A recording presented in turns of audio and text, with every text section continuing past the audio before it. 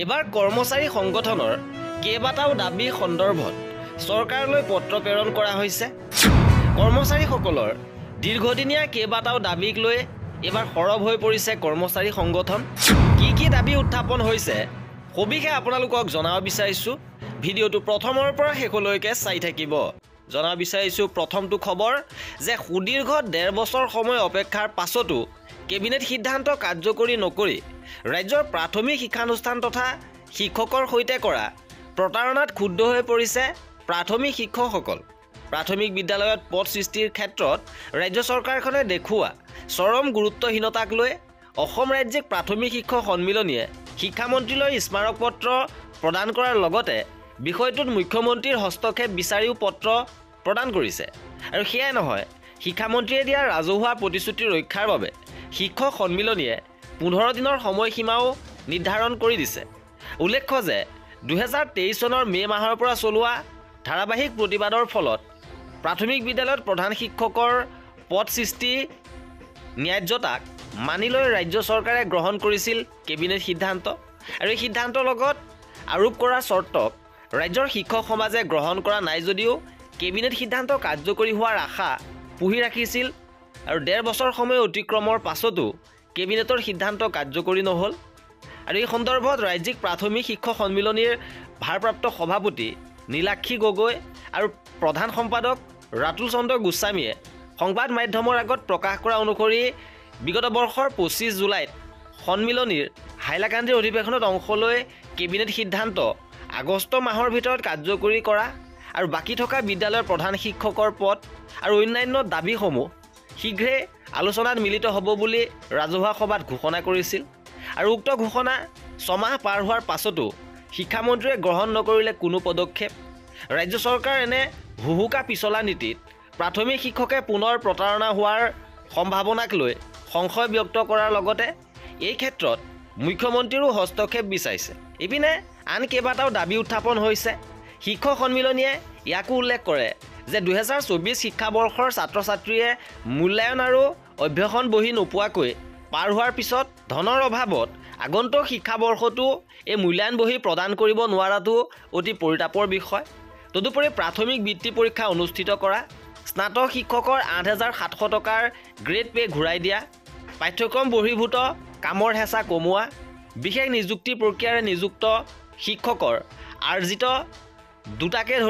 আৰ্জিত ছুটিকে ধৰি বিভিন্ন প্ৰাপ্য আদায় দিয়াৰ ক্ষেত্ৰত ইতিপূৰ্বে শিক্ষামন্ত্ৰী ডাক্তৰ ৰণোজ পেগুৱে ৰাজহুৱাভাৱে যি ঘোষণা কৰিছিল সেয়া কাৰ্যকৰী নোহোৱাটো দুৰ্ভাগ্যজনক। আৰু প্ৰাথমিক শিক্ষক সন্মিলনীয়ে এক বিবৃতিযোগে স্পষ্ট কৰে যে প্ৰাথমিক বিদ্যালয়ৰ প্ৰধান শিক্ষকৰ পদ সৃষ্টিৰ বিষয়টোৰ অহা 15 দিনৰ ভিতৰত শিক্ষা বিভাগে তথা ৰাজ্য চৰকাৰে কোনো পদক্ষেপ গ্ৰহণ নকৰিলে প্ৰাথমিক শিক্ষক সন্মিলনীয়ে পুনৰ সংগ্ৰামৰ সন্মুখীন হ'ব। লগতে আন দাবী উত্থাপন হৈছে যে ভেঞ্চাৰ স্কুল প্ৰাদেশিকৰণৰ নামত শিক্ষকসকলক টিউটৰ সজাই 2021 চনৰ 5 ফেব্ৰুৱাৰীত ৰাজ্য চৰকাৰে গ্ৰহণ কৰা সিদ্ধান্তৰ বিৰুদ্ধে আজি পুনৰ সৰব হৈছে সদৌ অসম সন্মিলিত টিউটৰ মঞ্চ। 5 ফেব্ৰুৱাৰীৰ দিনটোত প্ৰতাৰণাৰ দিন হিচাপে পালন কৰি অহা টিউটৰসকলে পুনৰ তেওঁলোকক শিক্ষকলৈ উন্নীতকৰণ কৰি মৰ্যাদা প্ৰদানৰ দাবী জনাইছে। দিছপুৰ প্ৰেছ ক্লাবত এক সংবাদমেল সম্বোধন কৰি সভাপতি ৰবীন্দ্ৰ বৰগোহাঁই আৰু সম্পাদক দ্বিজেন শৰ্মাই আক্ষেপ প্ৰকাশ কৰে যে শিক্ষকসকলক টিউটৰ সজাই এক সীমিত মজুৰিৰে যি চৰকাৰীকৰণ কৰা হৈছিল সেই আবেষ্টনীৰ পৰা এতিয়াও শিক্ষকসকল মুক্ত হ'ব পৰা নাই। টিউটৰ হিচাপে 10,800 টকা মাহিলী বেতন হিচাপে নিৰ্ধাৰণ কৰি 2021 চনৰ 30 জানুৱাৰীত নিযুক্তি পত্ৰ প্ৰদান কৰা হ'ল। যদিও পৰৱৰ্তী সময়ত টিউটৰসকলৰ বেতন বৃদ্ধিৰ কোনো পদক্ষেপেই গ্ৰহণ নকৰিলে চৰকাৰে। আৰু সেই সময়ত বিজেপিৰ নেতৃত্বাধীন চৰকাৰখনে পৰ্যায়ক্ৰমে শিক্ষকক মৰ্যাদাৰে উন্নীতকৰণ অথবা বেতন বৃদ্ধিৰ আশ্বাস দিয়াৰ লগতে এককালীন পেঞ্চনৰো ঘোষণা কৰা হৈছিল।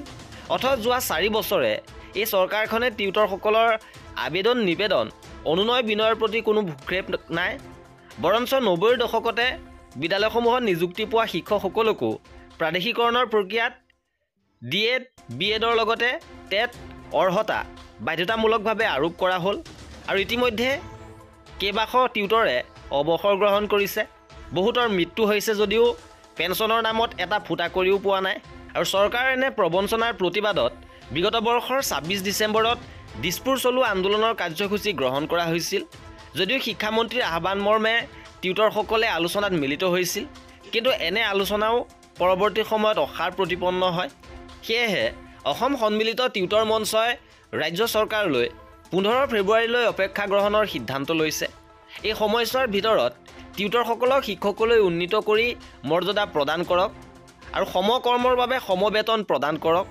টিউটৰসকলৰ বাবে অৱসৰকালীন পেঞ্চন ১০ লাখ টকা প্ৰদানৰ ব্যৱস্থা কৰক। প্ৰাধিকৰণযোগে হোৱা চৰকাৰী নিযুক্তিকৰণৰ ক্ষেত্ৰত টেট বা BEdৰ প্ৰয়োজনীয়তা প্ৰত্যাহাৰ কৰক আৰু আগ্ৰহী টিউটৰসকলৰ বাবে সেৱাৰত প্ৰশিক্ষণৰ সুবিধা প্ৰদান কৰি DEd BEdৰ প্ৰশিক্ষণ গ্ৰহণৰ সুবিধা দিয়ক।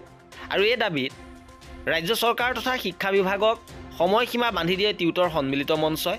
আৰু সন্মিলিত মঞ্চই ইয়াকো স্পষ্ট কৰে যে টিউটৰসকলৰ দাবী ১৫ ফেব্ৰুৱাৰীলৈকে পূৰণ নহ'লে ১৭ ফেব্ৰুৱাৰীৰ পৰা মঞ্চই ধাৰাবাহিক আন্দোলনৰ কাৰ্যসূচী গ্ৰহণ কৰিব। আৰু এয়া আছিলে ৰাজ্যৰ শিক্ষক কৰ্মচাৰীসকলৰ কেইবাটাও দাবী সন্দৰ্ভত প্ৰেৰণ কৰা পত্ৰৰ বিষয়বস্তু। আৰু কৰ্মচাৰী পেঞ্চনাৰৰ সকলো খবৰ পাই থাকিবৰ বাবে আমাৰ চেনেলটো ছাবস্ক্ৰাইব কৰি ৰাখিব। ভিডিঅ'টো শেষৰলৈকে চোৱাৰ বাবে বহুত ধন্যবাদ।